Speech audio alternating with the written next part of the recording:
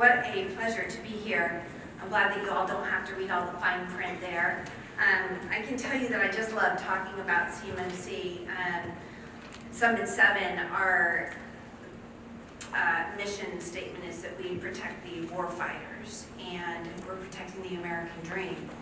And that's why I go to work every day. I just love the meaning of CMMC, the why of it all, right? And so I'm going to talk a little bit about that today. In my role, I'm a provisional instructor. I think I've trained just about 500 assessors through the CCP or the CCA classes, and I just love teaching. I love it because I'm always asked questions and I'm like, that's a good one. Let me find out and get back to you. So I learn as much as my students do. I just love it. And so what we're going to talk through today, though, really is a culmination of a lot of experience that I have in the industry, working for owning and managing my own service provider before I came to Summit 7. I spent several years working for cybersecurity vendors where I saw what bad security looks like on their own internal networks. And so I wanted to invite anybody that is on LinkedIn, please, if you're not already connected to me, please do that. That's where I get a lot of information. Anybody in the room, first of all, if you don't mind, raise your hand if you're from a contractor or a defense contractor and you're here to learn about CMMC. So not, okay. You're willing to admit it. All right, very good. That's actually wonderful. I go to a lot of conferences where it's just the consultants in the room and we all have learned enough from each other. We really want to be around the contractors that are rolling up their sleeves and doing this, so it's wonderful to see that. Summit 7 has just over 1,100 customers in the defense industrial base, and 2 weeks ago, our 50th customer received their CMMC Level 2 certification. So it's been an honor and privilege to be there for the last 3 years. I am the one that took Summit 7 through our own CMMC Level 2 certification. So I've got some hands-on experience with this as well, which is pretty cool. So I'm going to give you an overview of how we got here. Anybody that's on LinkedIn may know the name Jacob Horn. Raise your hand if you know the name Jacob Horn. And we like to, someone here and we were talking about Summit 7 University.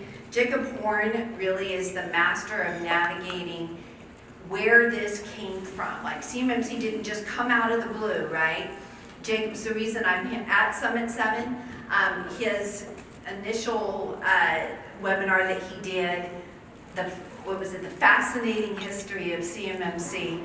I was laughing so hard. I'm like, this guy reads regulations with his morning breakfast. You know, it's amazing what he is able to discern and share with the ecosystem. So I'm going to leverage some of that knowledge and also what we teach in the CCP class to talk about how we got here. We're going to give a brief overview, as you can see, and then some of the essentials. I'm not going to dive a lot into 3, 4, and 5 because really the agenda is so well laid out that you're going to have a lot more detail around those things. We'll go ahead and get started. The 10,000-foot view of CMMC. Believe it or not, this started in 2001 with 9/11. And I don't know if any of you have opened up the commission report, the 9/11 commission report. What a read that is, to understand how it is that our nation was attacked in the way that it was, and to understand all the different pieces of information that the different agencies were in possession of, but could not share with each other to piece together, holy crap, we're about to be attacked, right? And so 9/11 is really where this originally started, the lack of ability to share sensitive information across government agencies. And then what happened in 2006, 2007 or so is that China rolled out the F-35 fighter jet prior to the United States rolling it out because they were able to get into the Pentagon and defense contractors and steal all of the technical schematics. Now, many of you in the supply chain may already know that, but that was the first egregious example of the intellectual property and sensitive, controlled technical information that was being leveraged by our adversaries. We spent all the money, they built the plane. I don't know about you, but that pisses me off, right? I don't like seeing that. So, 2010, Obama did Executive Order 13556, and when Obama issued this order, it really was a culmination of the fact that, number one, we don't have a common language or categorization, classification of controlled, unclassified information that would allow us to share that across the government agencies. And number two, we don't have a program in place that can adequately protect that information as it goes throughout the supply chain, right? That's really what started this whole thing, Executive Order 13556. What kind of data does this really focus in on? Number one, the contract itself, FCI. Now, I've been asked multiple times, what does FCI look like? Because if you Google the CUI Markings Handbook, you get examples of what CUI markings are, and you know when you're looking, you're supposed to, when you're looking at something that is CUI, you're supposed to know that it is CUI, right? But you don't get contracts and contract-related information from the government that has a big banner across the top that says FCI. It's just the contract information, not meant for public consumption. So that could be a lot of things, but that's the first category of information. Why would it be so important to protect just the contract itself? Probably because if there's a specific type of technology that you create and you're shipping 14,000 of them, 1.4 million of them, however many of them, to a destination where our warfighters are waiting so that they can go to war, that information is sensitive. That information is not something you would post on your website, right? So you want to keep that information sensitive. The next is controlled and classified information. When it comes to CMMC, you will never ever have CMMC applied to classified. No secret, no top secret. This is controlled unclassified information. Specifically in the Department of War, most of it is going to be controlled technical information. All right, again, not meant for public dissemination. Needs to have special controls applied to it, and often dissemination controls for where it goes outside of the United States, if at all. Okay, so which of these supply chains across government agencies process, store, or transmit CUI? You know, we've heard CMMC, everybody's focused on the Department of Defense, but really, if you look at it, there are many agencies out there that share CUI with their supply chain that are subject to the same NIST 800-171 requirements. They just haven't been as vocal about it. They haven't implemented the CMMC controls to make sure that a third party is validating it, right? But if you think that the Department of Defense or Department of War is the only agency looking at this, then you're wrong. There's a lot of agencies watching to see how this gets rolled out, and they're going to be leveraging the same systems that we're applying and getting those lessons learned because they're chickens. All right, so Title 32 is really the master Bible, if you will, of the CMMC program. It says right at the top, the purpose of this is the CMMC program, to establish the the CUI program. Sorry, words matter. Establishes the CUI program. And if you go all the way down to, I think, G, you'll see a reference to Obama's Executive Order 13556. And originally, this is before the Title 32 update came out in November of 2024. So this is the original Title 32, the CFR. But this is actually really interesting to read, and I had to research it all as I was writing the curricula for the CCP classes. And the more that I read, the more I was like, this is really cool to be able to understand the context that underlies all of these regulations. The why. The why. This is so important for people because CMMC didn't come out of nowhere, right? So at the very top of it, we have some information on what is CUI, the general information. Then we also have information about the CUI registry, all the different versions or categories of CUI with the corresponding authorities so that you can understand for any given type of CUI you might receive as a prime or from your prime exactly who the authority is, who you go to for questions, and how you're going to be protecting it, if there's any special dissemination controls. All of that had to be set up in a registry. All right? The next thing is how are they going to manage the program? Now, the Title 32 for the CUI program just says this is how we want to protect it. This is how the program's going to run. But really that didn't give a contract vehicle for the Department of War to put stipulations in their contracts about how they're going to carry it out. That is where Title 48 comes in. And Title 48, again, this is really interesting because you get all these numbers that correspond with these regulations, like 252, 204, 7012. What does that mean? Where does it come from? Well, that is the actual numbering under Title 48, Chapter 2, that is the Defense Acquisition Regulation System. Subpart A, if you go all the way down to Subchapter H, you see clauses and forms. Part 252, solicitation provisions and contract clauses. That's where 252.204 comes from.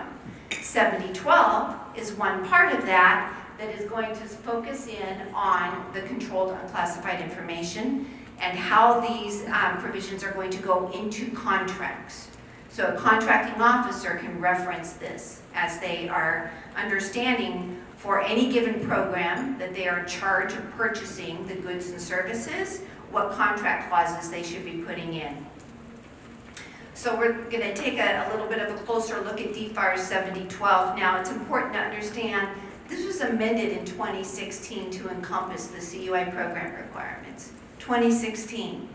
We're now at 2025, right? So we have a lot of 10 years of experience now with DFARS 7012. And what it required specifically is to implement, in the wording it says, the current version of NIST 800-171. We know that there has been a Department of Defense memo that has stated that we're going to use R2 for the foreseeable future. Maybe Mike can share some information on how long R2 is going to be in play. So the deadline for that is December 31st of 2017. You all saw that, right? All right. And if CUI is processed or transmitted on a cloud, that cloud has to be FedRAMP moderate or high. All right? Now there's also a memo that's come out since then that says we have FedRAMP moderate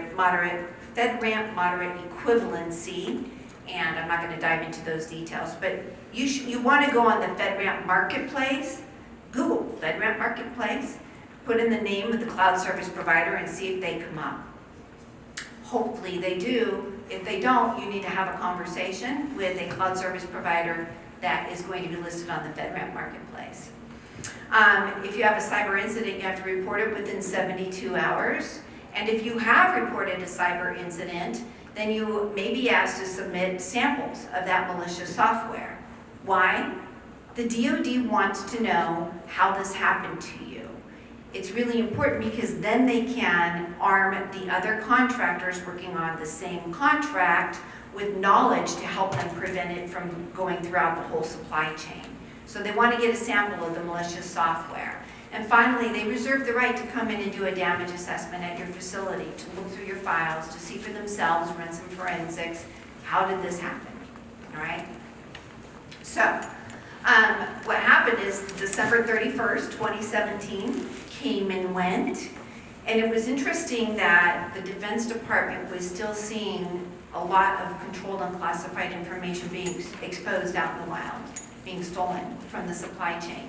So they went out there, they stood up DIBCAC, the Defense Industrial Base Cybersecurity Assessment Center, of which Mike Snyder is a former member. Fascinating story, tells from the crypt, if you will.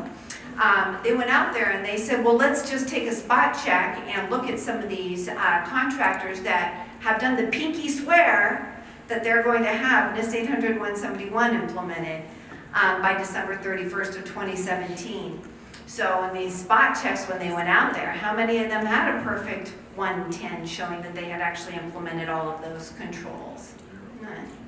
So you know, the DoD has learned this lesson now that if the contractor doesn't have some skin in the game, some way of being measured, monitored, the pinky swear is not going to actually work, right? So then we have DFARS 7012 that I just walked you through. And in 2019, the Defense Department said, all right, well, we can see that the Defense Industrial Base is not actually playing ball with us the way that they had agreed to when they were receiving these contracts. And part of the contract stated, yes, they had implemented these controls. And what happened is that from that time to 2021, the Department of Defense went pretty quiet. And we're standing up our CMMC training classes. Mike remembers these days. I was one of the first training providers that was standing up my classes, and we're right in the middle of teaching a CCP class, a 5-day boot camp. When in 2021, all of a sudden, this bomb drops, and it's called CMMC 2.0. And all of our students are like, are you teaching us the right stuff? It looks like there's new stuff out there. Well, yeah, CMMC 2.0, it was an improvement with a lot of changes that the Department of Defense put forward to acknowledge that they're hearing the people out there. I mean, it was extremely rigid in that you couldn't have a poem. It was pass or fail. Like, you know, they were trying to be a lot more amenable about the timeline for you to have CMMC actually in your contracts and prove that you have a level 2 assessment. They reduced it from 5 levels to 3. They went through all of these basics, and I don't know if anyone else is going to cover the fundamentals of 1.0 to 2.0, but it really doesn't matter because we're here. 2.0 is here. Ta-da! That's all you need to know, okay? So they did that in 2021, and then there was a Herculean effort by the Department of Defense to get some new rulemaking in progress, and that new rulemaking is going to really bring into Title 32 CFR the actual CMMC program, the way that the Department of Defense has laid it out, right? And so it was a proposed rule, and then it was a final rule, and now here we are. 2 weeks from today, November 10th, is when CMMC will start going into contracts. What does that actually mean? A lot of organizations that have only FCI, the Federal Contract Information, it's self-attesting, it's doing the basic level of controls according to FAR 52-204-21. And a lot of organizations that have CUI in their systems are going to be required to have submitted their score in the SPRS and self-attest that they have implemented all of these controls. And there's going to be presenters coming after me that are going to talk a lot more about the details of that, all the fundamentals, how you do the scoping, all of those other things.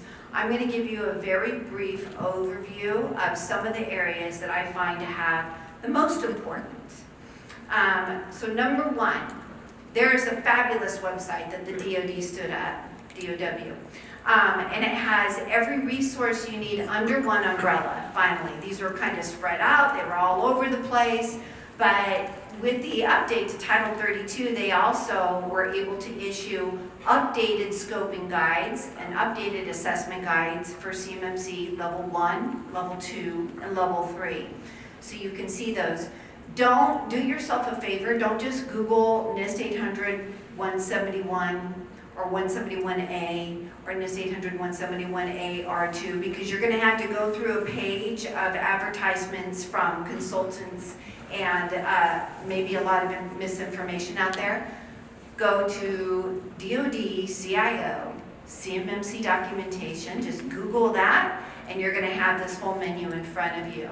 And not only have they put in there the resources that are available through DoD directly or the Cyber AV, but they have other external resources. They'll take you directly to NIST's website, for example, if you want the original documents on these things. So that's my first tip. Make sure you do that. I made a request to get the CMMC assessment process document added live during a conference, and they did it while I was on stage. because I was like, why would you not put the assessment document on there? They heard me. It's very cool. The controls that you need to implement, everyone always talks about a score of 110, and there's 110 controls, but it's not a one-for-one. The controls are weighted. 5 points for those that would be introducing a definite vulnerability of the overall system, 3 points for the ones that would be moderate impact on you, and 1 for low impact controls. So they're weighted. You could miss just one control in your assessment, and if that has a weight, carries a weight of 5, you're in trouble. However, you can miss several that have a 1-point weight and still get through and have a conditional certification and be able to have 6 months to go ahead and close those out. So understand the weighting of the controls. That's really important. If you have FCI only, then you're going to be under the level 1 controls, and you can see that there's only 6 domains that those controls fall into at level 1. What's a domain? Go ahead. Equivalent to control family. A control family, exactly. NIST 853 calls these control families because they're grouped together with similar types of security implementation requirements, right? So access control and identification and authentication, for example, those are their own families of controls. They're called domains in CMMC. Why? Absolutely no reason. It's a family of controls. But in CMMC, it's a domain. All right. So there's 6 different ones that are leveraged against just level 1. Interesting, I think, is that physical protection actually has 4 out of those 17 controls.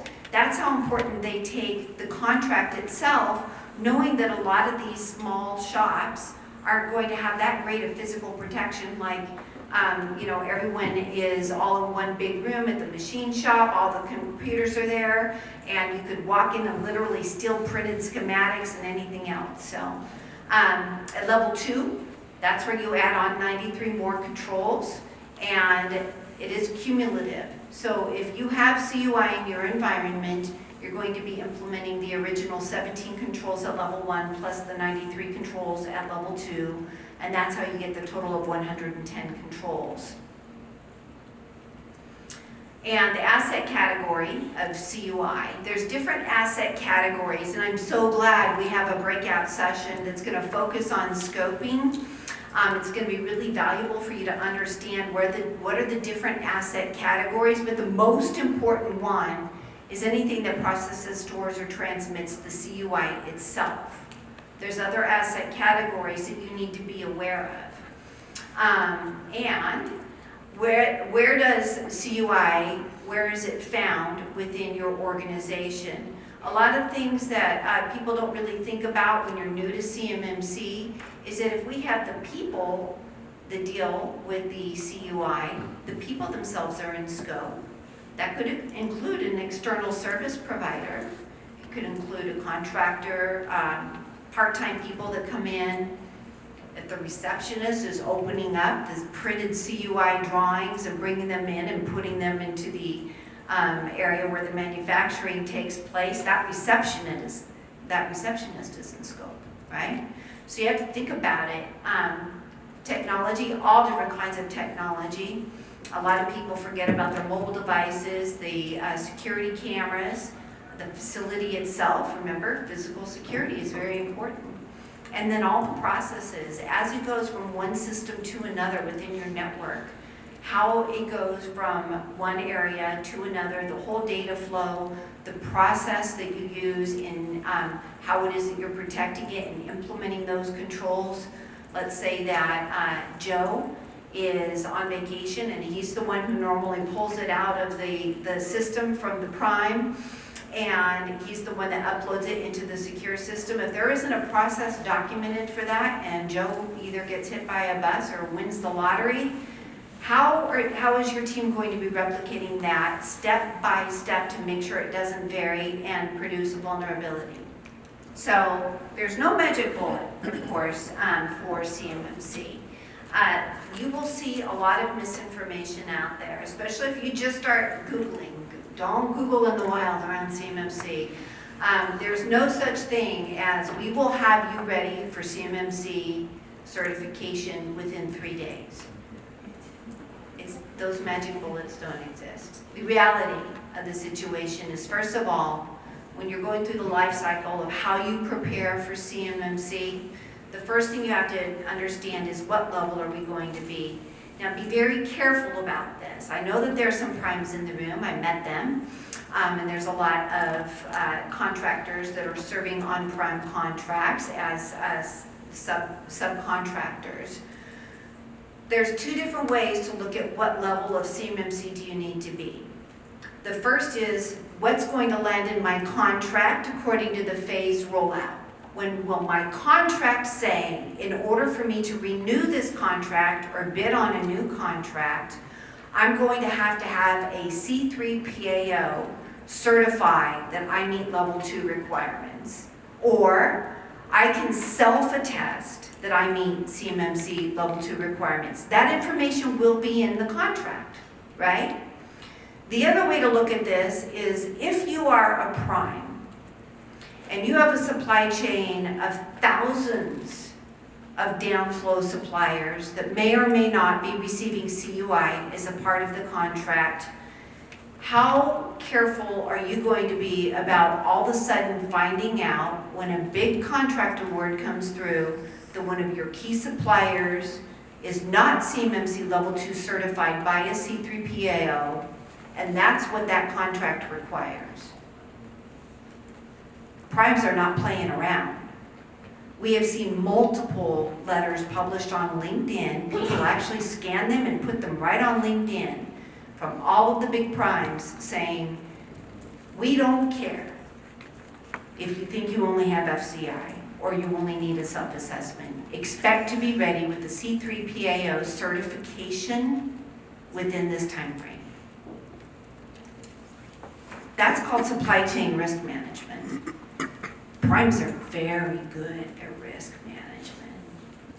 So just be careful. Have a very open, candid conversation with those who are flowing down contract language to you. There's a difference between what the contract requires and what the prime requires. They don't always match up, okay? Engage with the CMMC professional. Now I have this on here. There's a lot of organizations out there that are sending one of their own internal team members, generally someone in IT, to a CCP class, and I applaud that. That is amazing. Actually, in the CCP classes I teach, a third of them are contractors. A third of them are consultants who want to help contractors do that implementation, and a third of them are actually the assessors that want to go on to get their CCA and get out there and do the assessing. So the CCP class, the 5-day boot camp, is a really smart way to go. There's also the RPA, the Registered Practitioner Advanced, sorry, class that on the implementer side perspective will allow you to get that really deep dive into all of the controls. Either way, really make sure you're educating yourself, right? Identify that scope. Is it going to be your entire organization? Are you going to have the ability, logically or physically, to separate the systems and the people that work with CUI from the systems and the people that don't work with CUI? Maybe you can put it all into one facility if you have multiple facilities. Maybe you have one government cloud and there's going to be an enclave that just those people use that's secured to a higher level of controls than the rest of the organization. At Summit 7, our entire company is in Microsoft GCC High, and it's a pain in the ass.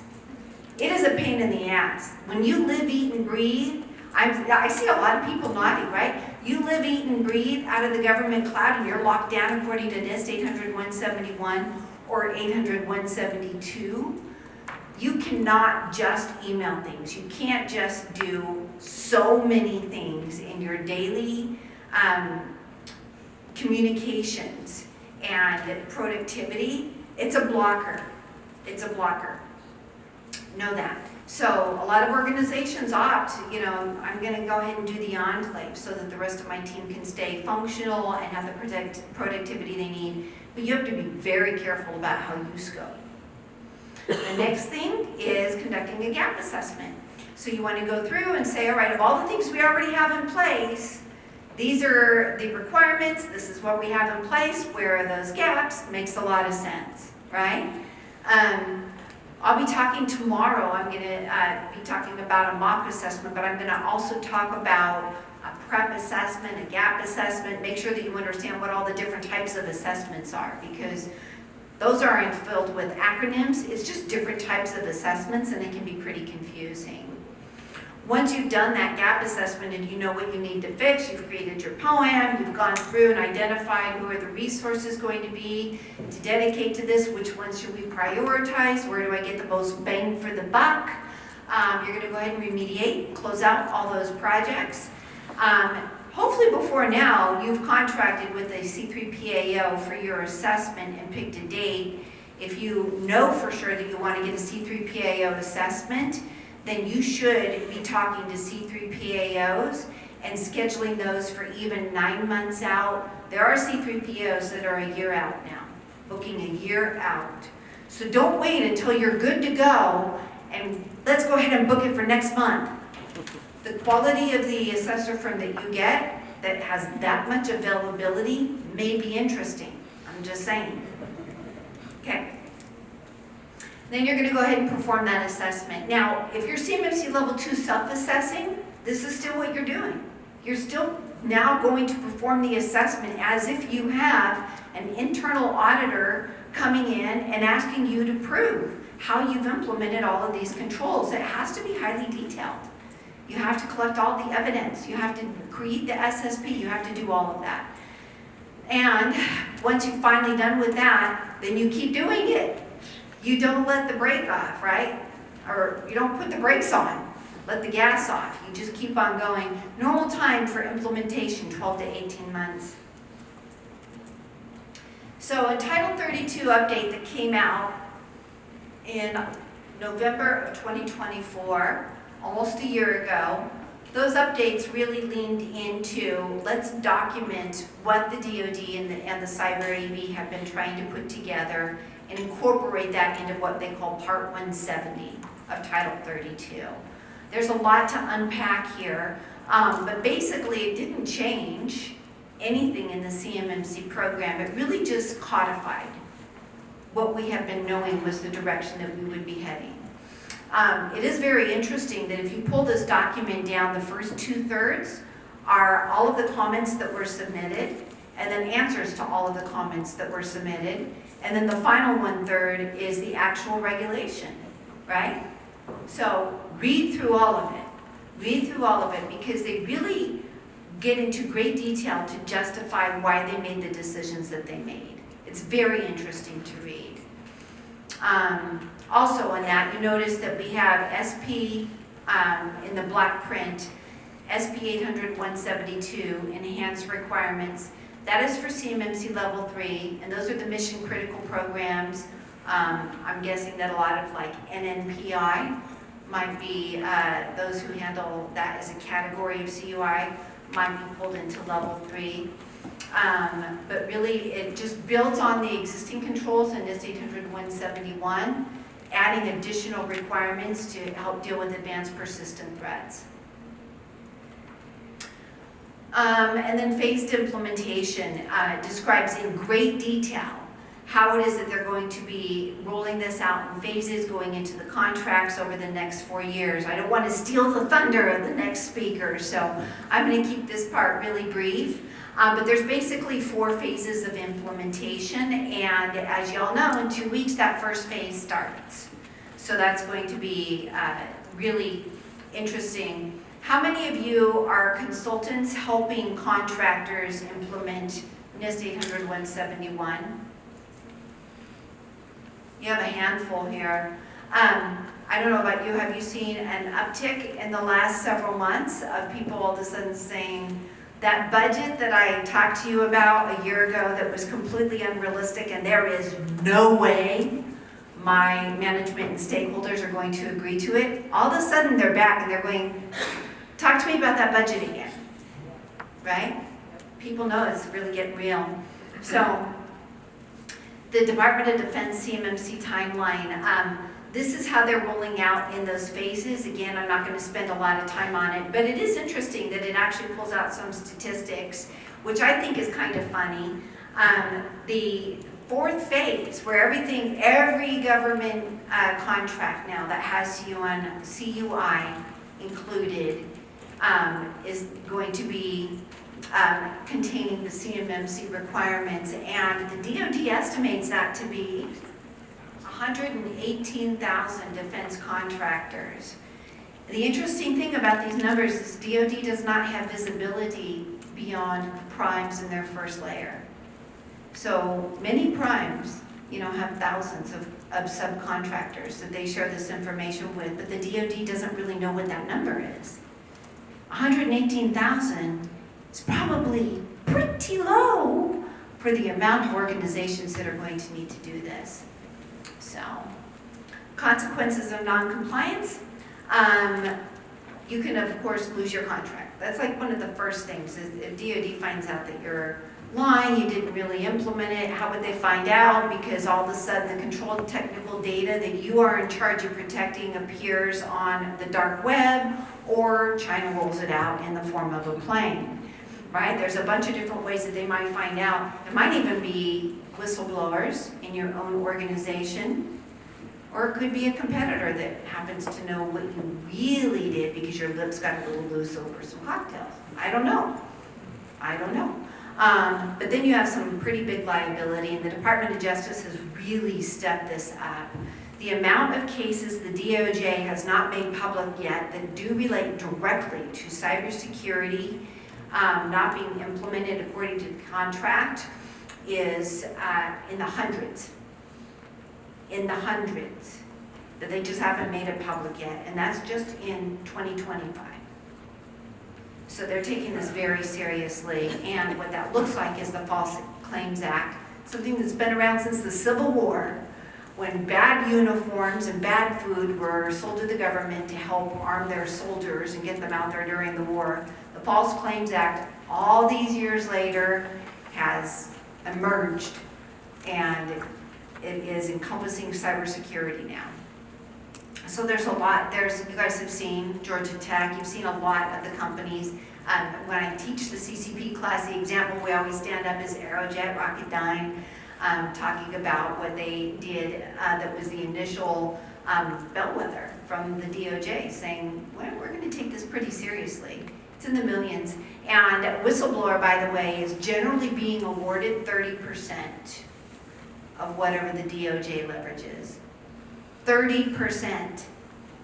So if I have a feeling I can take you down as a whistleblower, and the DOJ gets a $9 million settlement, which is nothing, I get $3 million. Doo-doo. All right. There's a lot of help out there. I'm not going to spend a lot of time on this, but there is some confusion. What is an external service provider? Does it also mean cloud service providers? Does it mean managed service providers? Managed security service providers? There's a lot of information on that DoD-CIO website. One of them I think is called CMMC 101. Another one is the technical implementation, and they get into a lot of specific information about this. Just be very careful that your managed service provider is not processing, storing, or transmitting CUI on their own cloud, which they happen to provision very quickly for anybody that wants it. There's some tricky things about that. Make sure you really know that they're legit.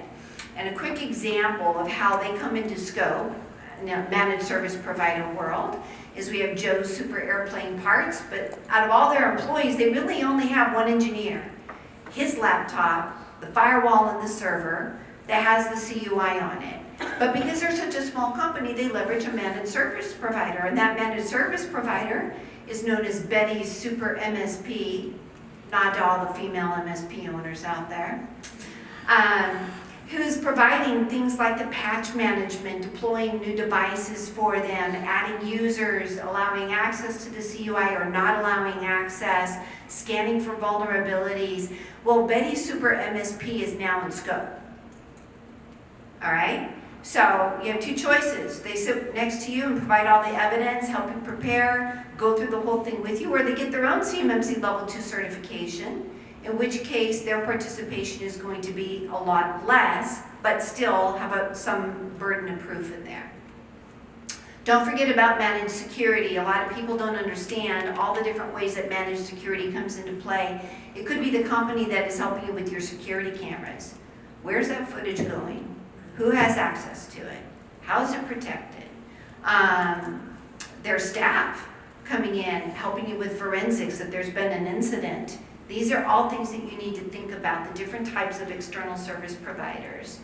And each of them needs to be able to identify all the way down to the assessment objective level how it is that they help you protect your data. So you as the customer have some responsibilities that only you can do.